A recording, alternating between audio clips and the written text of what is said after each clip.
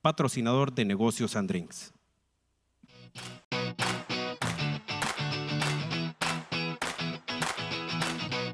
BM Riggers es la respuesta a sus necesidades en el rubro de maniobras industriales y en renta de montacargas, equipo de elevación de personal y almacenaje de mercancías en Hermosillo. Nos enorgullece ofrecer una gama completa de servicios para la industria maquiladora, el sector marítimo y diversos ámbitos más.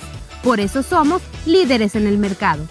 Nos hemos consolidado como la elección predilecta de las empresas que buscan soluciones de calidad y atención personalizada. Nuestra oferta de productos es diversa y versátil. Contamos con maquinaria de vanguardia y tecnología de punta para elevar los resultados de nuestros clientes con el mejor servicio.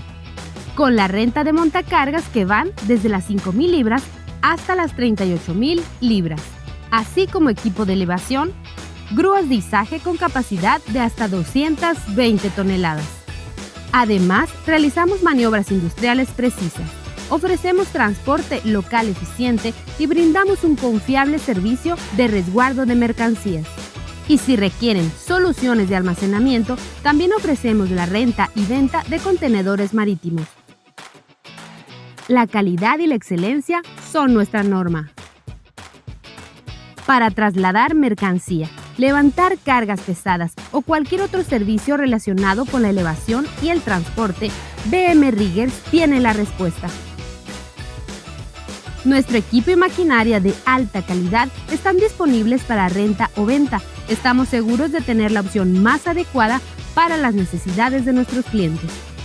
Nuestro compromiso es ser tu socio de confianza en soluciones de movilidad y logística. En BM Riggers, nuestro enfoque en la satisfacción del cliente es lo que nos distingue. Entendemos las demandas únicas de cada industria y nos esforzamos por ofrecer servicios personalizados que cumplen con las expectativas más exigentes. En calidad, eficiencia y atención inigualable en el ámbito de las maniobras e izajes industriales, así como la renta y venta de maquinaria de elevación y montacargas, BM Riggers.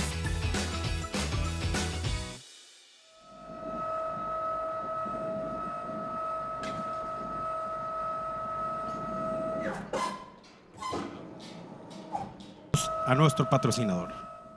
Para iniciar con nuestro evento, les invitamos a ver el siguiente video semblanza de nuestro invitado especial, el contador público Mario Sánchez Ruiz. En los ámbitos empresarial y político de México.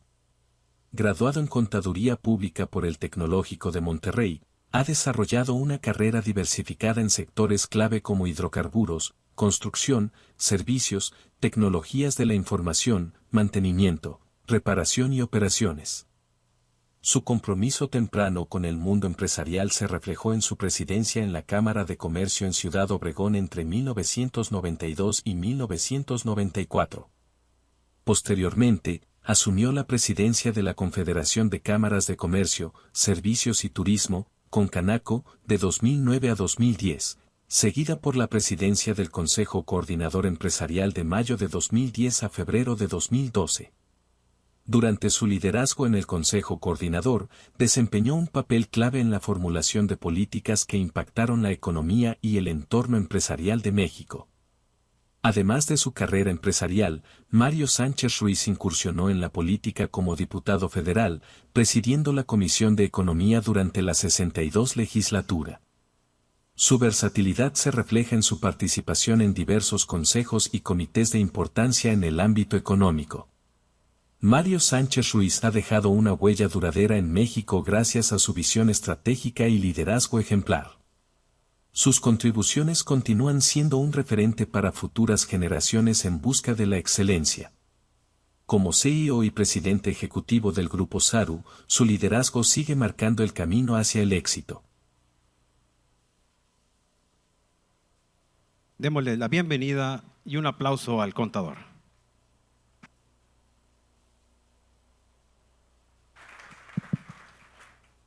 Muy buenas noches. Silvia, primero, muchas gracias por la invitación. La verdad que cuando me hablaste para invitarme a este evento, pues yo nunca creí que quisieras que hablara de mí. Yo nunca había hablado de mí, siempre había hablado de algún tema en específico, algún tema que estuviera de coyuntura. Y cuando me dijiste, oye, pues platícanos de lo que haces, de lo que has hecho, pues traté de hacer una remembranza, ¿no? Y como dice aquí el currículum, pues soy graduado del TEC de Monterrey. Cuando salgo de la carrera, como todo joven con ganas de hacer algo, pues primero trabajo en una compañía constructora, en la cual aquí todo el mundo lo conoce, hoy se llama Urbi, antes aquí en Obregón, aquí en Sonora se llamaba OUSA, Obras de Urbanización. Ahí empecé, trabajé como 1 año y medio más o menos en el departamento de compras, y después pues fui ayudándolos en toma de tramitologías y cosas de ese tipo, ¿no? Salí de la constructora tratando de generar mi propio negocio. Mi papá me pidió que fuera a trabajar con él, pero pues cuando veo que mi papá ya no tiene negocio, sembraba trigo y tenía rentas nada más, dijo, oye papá, pues yo no estudié una carrera para dedicarme a cobrar rentas. Total, estuve trabajando durante 1 año con él, proponiéndole negocios, y ninguno era atractivo para él, todos eran riesgosos. Digo, hoy nosotros como papás pues lo podemos entender un poco más, ¿no? Pero en aquel entonces le dije, papá, mira, si no me ayudas a poner un negocio y te voy a poner el último negocio en la mesa, pues me voy a ir a buscar alternativas porque no me quiero quedar haciendo esto aquí toda mi vida, ¿no? Y el primer negocio que me tocó poner con ayuda de mi padre fue una estación de gasolina, gasolinería Sarú precisamente, la cual fue mi primer negocio y todo de conservo.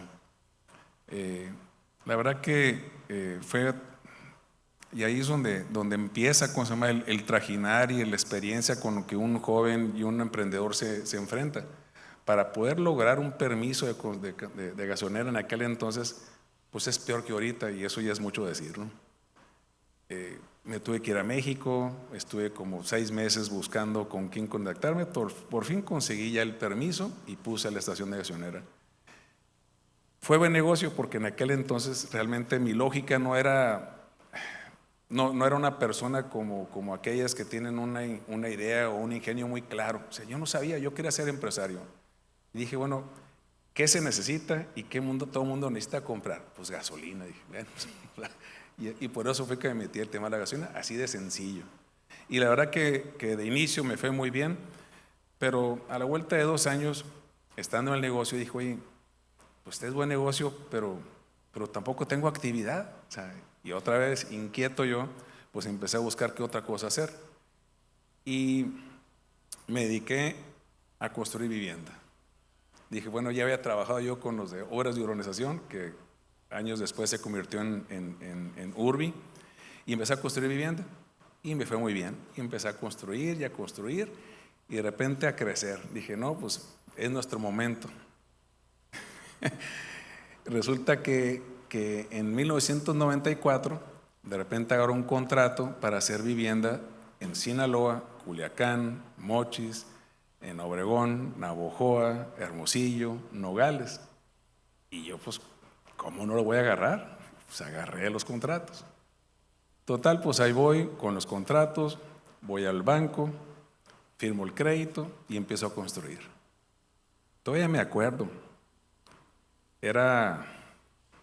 Creo que era como noviembre del 1994, yo venía sentado en el avión y enseguida un señor que nunca conocí.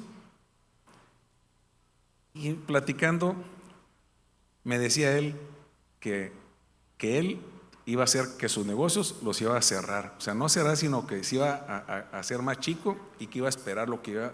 O le digo, ¿cómo? Si ahí viene el crecimiento. Era cuando estaba la plena época de que estábamos entrando al Tratado de Libre Comercio, estaba creciendo, todo se veía boyante.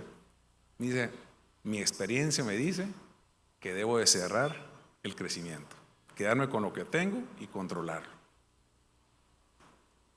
¿Quién hubiera pensado que lo que me estaba diciendo no se me va a olvidar todavía?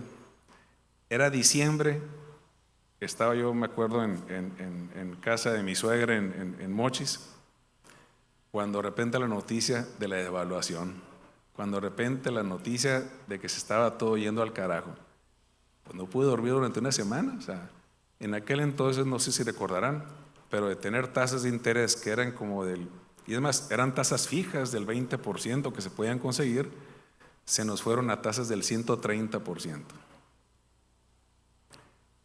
Pues, y no nomás eso, ¿qué fue lo que sucedió en aquel entonces? Pues todos los bancos tronaron. En aquel entonces había, creo que, no me acuerdo si eran 18 o 17 bancos, solo un banco no tronó. Entonces, cuando caímos en ese marasmo, pues toda la economía se paralizó. No sé dónde les tocó a ustedes, qué es lo que estaban haciendo, pero en el caso mío, o sea, sí me había comido un sapo más grande del que podía tragar, que no podía yo, soportar si no tenía yo cómo seguir manejando el negocio. Y entonces ahí fue cuando me di cuenta que como empresario no teníamos a dónde recurrir. No sabíamos qué hacer, o sea, yo iba al banco y el banco en Hermosillo pues decía, pues no puedo hacer nada. Iba a los bancos a México, tampoco te atendían. Total, era una catástrofe. Todos los bancos estaban colapsados.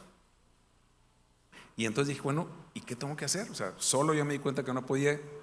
Y ahí fue donde empecé yo a participar activamente en las cámaras de comercio, que era la cámara donde yo participaba, aunque estaba más inmerso en el tema de la construcción en ese momento, pero en la cual yo me sentía como parte fue la Canaco. Y entonces empecé a participar en Concanaco, y desde entonces, le comentaba a Silvia ahorita que ayer estaba viendo una película y me sentía como parte de la película. La película se llama Forrest Gump. Así, yo empecé a correr y no dejé de correr, y hasta la fecha sigo corriendo, ¿no? O sea, la verdad que fue muy complicado. O sea, uno como empresario, como pequeño empresario o mediano empresario, no teníamos interlocutor. Y la única forma en la que yo encontré un eco fue en aquel entonces con Canaco. De hecho, en aquel entonces el gobierno creó el FOBAPROA en aquel entonces. Y después eso fue con Salinas, creo, y con Cedillo se creó ¿cómo se llamaba el otro? Un instituto igual que el que ahorita me voy a acordar. ¿Mande? El FICORCA, no me acuerdo, pero ahorita me voy a acordar, pero era un instituto igualito que el FOBAPROA, pero tenía otro nombre. Y ahí es donde todos los asuntos se estaban atendiendo. Pero ¿cuál fue mi sorpresa? Digo, empecé yo a tener ya aceptación en cuanto a propuestas y todo con el banco, pero en el camino en el que ya iba supuestamente a solucionarlo, el banco truena y vende la cartera. Total, a volver a iniciar. Y les comento todo esto porque realmente la vida de un empresario es muy compleja. O sea, no sabe uno con qué se va a enfrentar.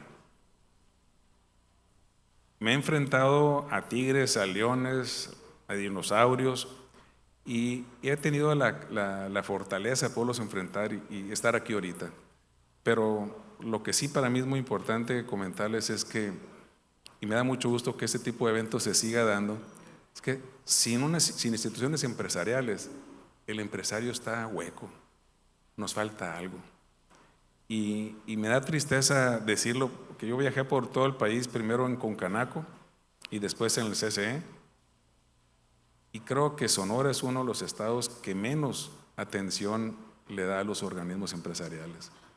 O sea, si nosotros nos uniéramos, no tienen ni idea la fortaleza que tuviéramos. O sea, si se fijan, y lo veíamos con Jorge en los temas ahorita de la zona de Arizona y en otros temas de atracción de inversiones, somos el estado más fregado que está en la zona norte.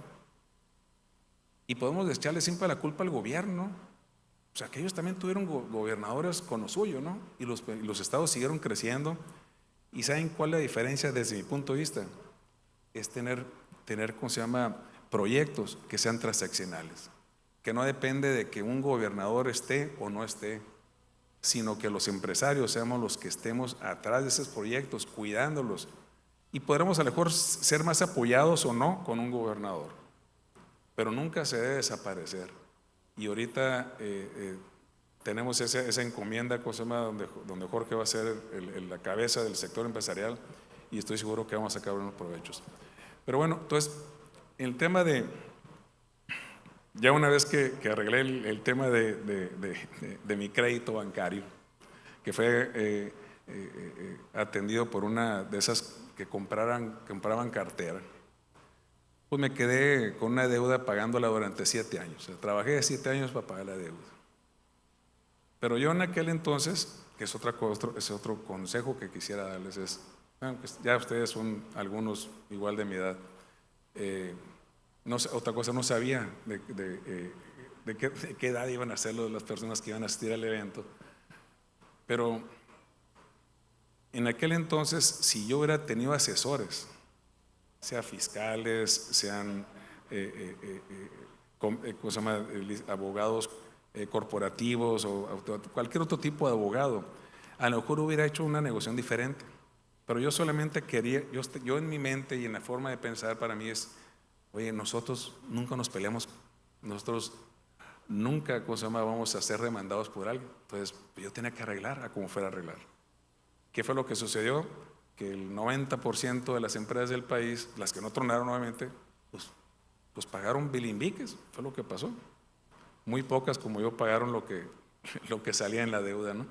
Pero bueno, eso fue lo que se enfrentó y para mí es muy importante entender que las cámaras deben de ser ese paraguas que le generen ese valor a las empresas. O sea, tener que aquellos empresarios tengan un abogado laboral, que sepan a dónde recurrir, que tengan un abogado corporativo, que tengan un abogado de todo tipo, fiscal, o sea, para que puedan desarrollarse y no estar perdiendo en el camino, ¿cómo se llama?, el sustento de la empresa o muchas veces hasta la misma vivencia, de la existencia de la empresa. Y una vez que ya pasó eso, pues la vida me llevó a seguir ¿cómo se llama?, en el camino de las organizaciones empresariales. En Concanaco, pues imagínense, fui tesorero como 10 años. Me tocó una confederación en la que teníamos que poner dinero para poder pagar la nómina. O sea, no había. Y todo empezó, se acordarán aquellos que nos tocó vivir la época en la que las cámaras eran obligatorias. Y cuando cambia la ley y deja de ser obligatoria, pues ahí parecía ser que nosotros le estamos cobrando impuestos a las empresas. En lugar de que lo vieran como un activo para ellos, dijeron, ¿sabes qué? Dejo de pagar la cámara. O sea, cuando yo fui presidente de la Canaco de Obregón, imagínense cuántos afiliados creen que teníamos en Obregón. 2,500 afiliados. Ahorita yo no creo si llegan a 100. O sea, yo creo que 30 años después es una muy mala noticia para nosotros, ¿no? Pues ya fui preconsejero de Infonavit, consejero del Seguro Social, me tocó estar, ¿cómo se llama?, obviamente en las mesas de trabajo del turismo, Hacienda, en todas las que se pueden imaginar. Pues duré de 1994 hasta el 2000, que me fui al CSE, que fue en 2000, ¿qué? 2010 creo. En 2010 ahí fue cuando venía el proceso. Yo llevaba un año de presidente de Concanaco y como presidente de Concanaco, para que vean lo importante que son esas instituciones cuando se quiere hacer cosas importantes. Y sí te escuchan, o sea, sí te escuchan realmente los políticos, si lo sabes plantear. En aquel entonces, se acordarán, el tianguis turístico era única y exclusivamente en Acapulco.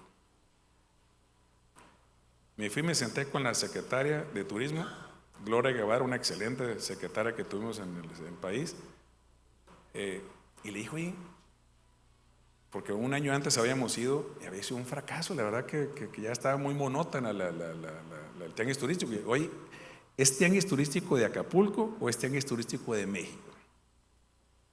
Porque si es de México, háganlo itinerante. Y a partir de ahí fue itinerante. Desgraciadamente ya lo están volviendo a generar otra vez, ¿cómo se llama?, en Acapulco. Y no porque, no tengo nada en contra de Acapulco, sino que yo creo que el país es muy grande, o sea, y no nada más es Cancún, no nada más es Cabo San Lucas, es Puerto Vallarta, puede ser Guanajuato, puede ser Mañara Hermosillo, si seguimos generando valor, ¿cómo se llama?, cosas que les podemos ofrecer al turista. O sea, pueden ser muchas otras ciudades que tienen capacidad para poder albergar a los turistas y a los inversores sobre todo también, ¿no? pasamos nosotros al CSE, y la realidad es que ahí pues fueron situaciones. Nosotros en aquel entonces queríamos impulsar todas las reformas estructurales, se acordarán. Y el tema de los empresarios era reformas estructurales. La reforma energética, la reforma financiera, la reforma al Estado de Derecho, la reforma fiscal, todas esas. Pero nosotros con el presidente lo acordábamos, pero resultaba que se acordarán en aquel entonces, más de la tercera parte del Congreso era del PRI y más de 25 gobernadores eran del PRI también. Entonces, pues obviamente todo lo que se proponía por parte del PAN, que era el gobierno en turno, pues era no. Y cosa curiosa, yo creo que eso fue lo que hizo esto, que llevaba yo un año apenas de presidente del CSE, me acababa de reelegir y de repente pues me invita el presidente a que fuera parte del Congreso. Así fue como llegué a ser diputado. O sea, no busqué ser diputado, más no quería ser. Imagínense, me acababa de reelegir de ser presidente del CSE y tuve que renunciar, pedir licencia para poder irme de diputado federal. O sea, la verdad que platiqué con los presidentes, los organismos primero, obviamente. Me acuerdo en aquel entonces don Claudio me dijo: pues eres muy valiente, me dice. Si me preguntas, yo no lo hiciera, dice. Pero realmente yo te lo está pidiendo el presidente. Y lo otro es, ¿sabes qué? Siempre nos quejamos de que no tenemos interlocutor en el Congreso. Pues te dijera que sí, me dice. Y así lo platiqué con cada uno de los presidentes. Me acuerdo que se lo platiqué también a Gerardo Gutiérrez Candiani, que fue mi antecesor, era presidente de Coparmex en aquel entonces.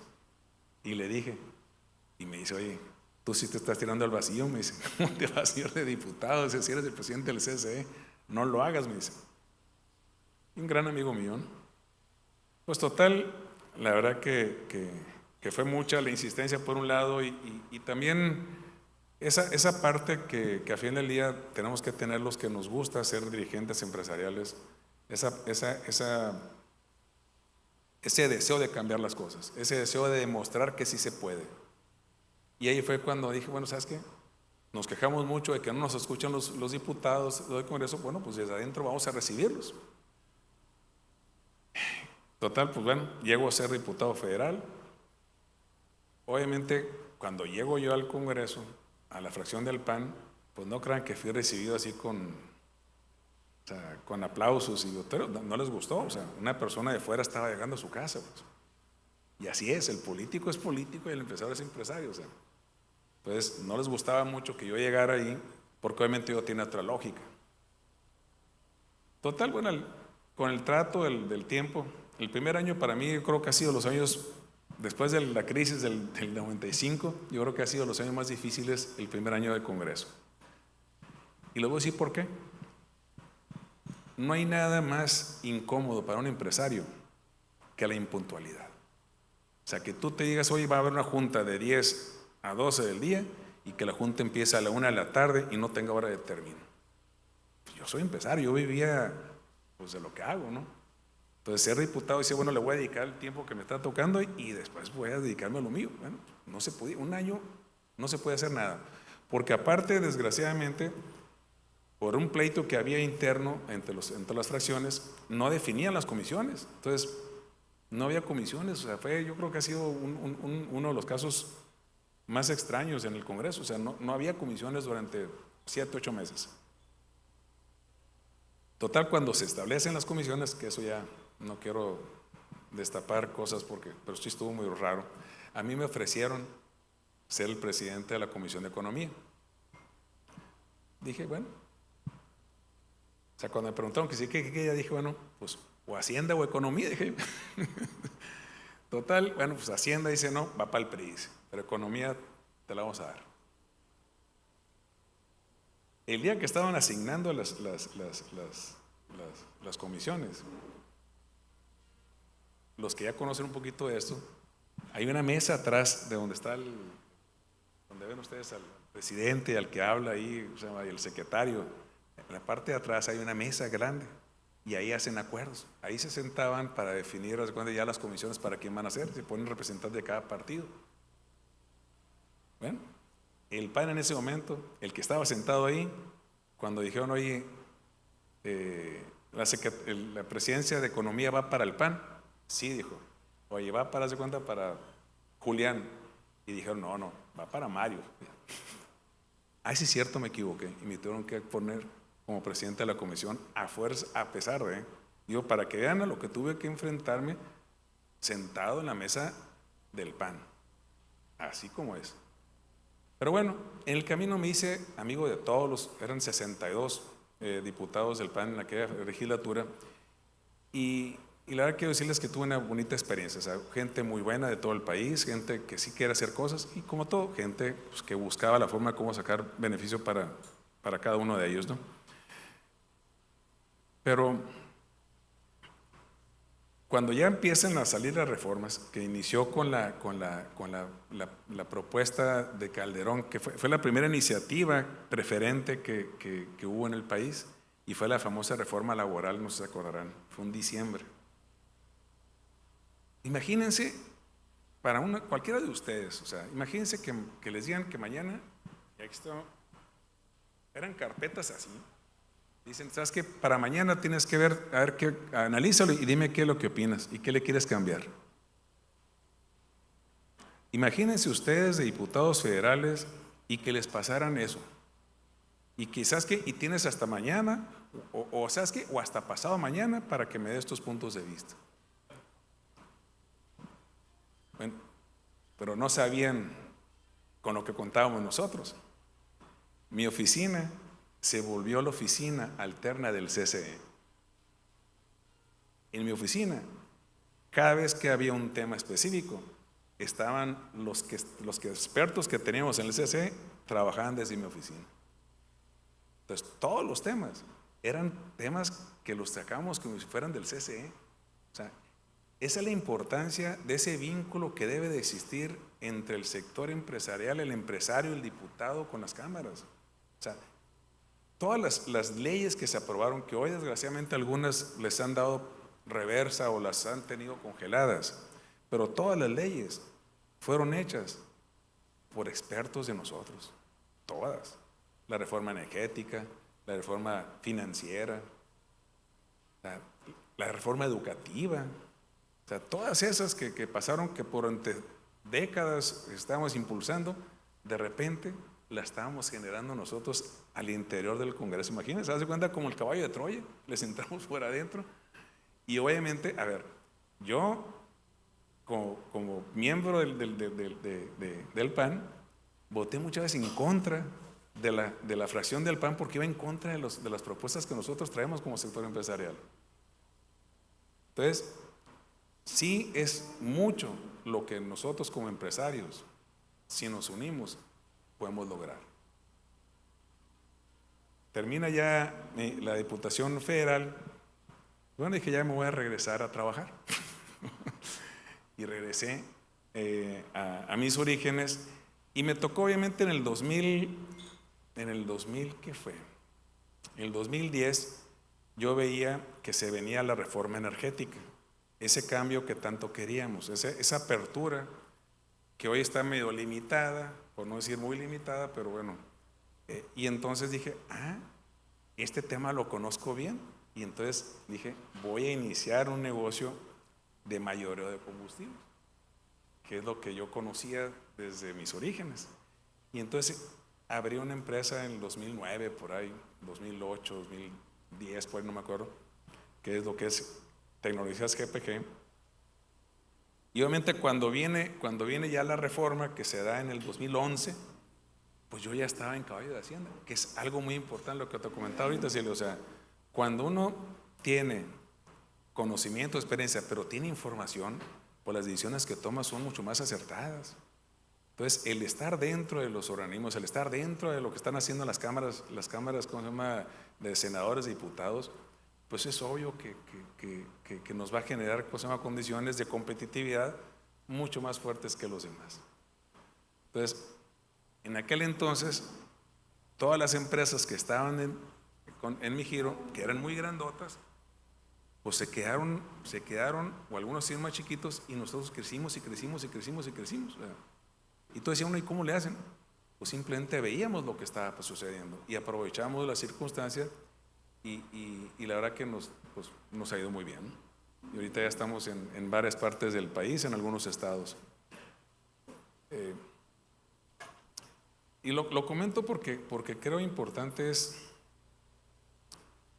que vean que un empresario pasa por malas, pasa por regulares, pasa por buenas. Pero lo que uno nunca debe de perder de vista es que también en el camino uno tiene que ayudar. O sea, tienes que ayudar a empresarios, tienes que ayudar a la sociedad, participar con la sociedad. Nosotros somos una empresa socialmente responsable en la que tenemos que regresarle a la sociedad parte de lo que hemos obtenido, con trabajo, sin trabajo, como sea. Y lo que es muy importante para mí es que tenemos que vincularnos con la sociedad. O sea, no podemos estar hablando de pobres y ricos, de buenos y malos, de negros y blancos. O sea, nosotros tenemos que hablar de cómo tener una sociedad que sea más, ¿cómo se llama? Puedo decir, más que podamos convivir cuando uno viaja, por ejemplo, a otros países y ves cómo puede vivir en una familia, un oriental, un chino, un hindú y esto, y platicar, y nosotros aquí dentro, hasta la misma sociedad, podemos estar nosotros peleándonos y no llegar a acuerdos. O sea, eso no lo debemos de hacer. La verdad que yo sí quiero decirles que yo veo en Sonora un estado, híjole, inmensamente rico. Tiene gente, empresarios de primer mundo, tenemos riquezas naturales enormes, tenemos universidades muy buenas, jóvenes muy talentosos, y si nos ponemos a ver, porque cuando nos comparamos con otros estados, ¿por qué no estamos igual? Y yo creo que lo que nos hace un poco diferentes es que no nos ponemos de acuerdo entre nosotros, y queremos, en lugar o sea, aquí no es quién está primero, aquí lo que tenemos que ver nosotros es cómo entre nosotros nos vamos a ayudar. O sea, un ejemplo les voy a dar. En Monterrey, los grandes empresarios son bien listos, bien listos. A ellos los vas a ver acá operando, pero ¿sabes qué? Pero abajo están generando una fortaleza. Son chavos que los entrenan para estar en las cámaras, o estar de diputados, o estar en un puesto público.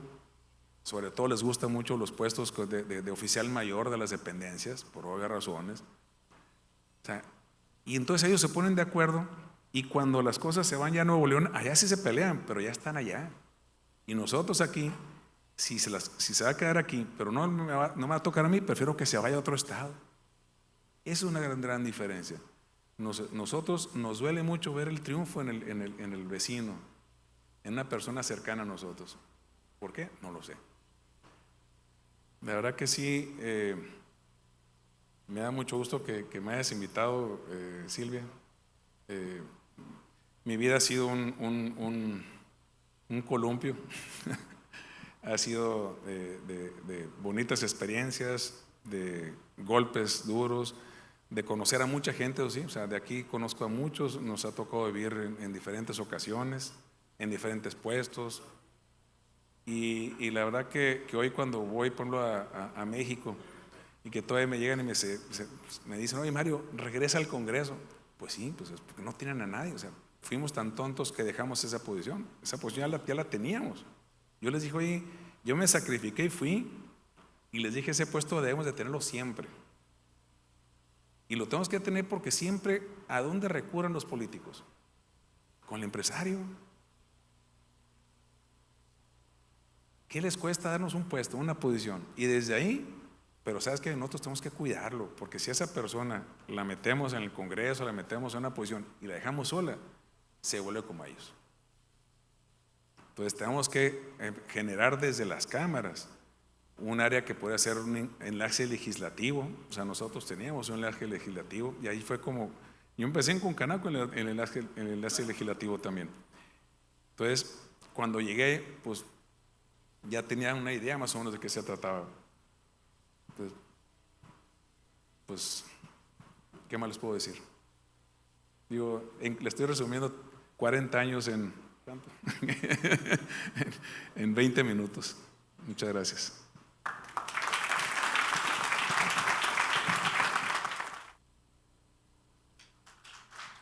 Muchas felicidades. Muchas gracias, contador.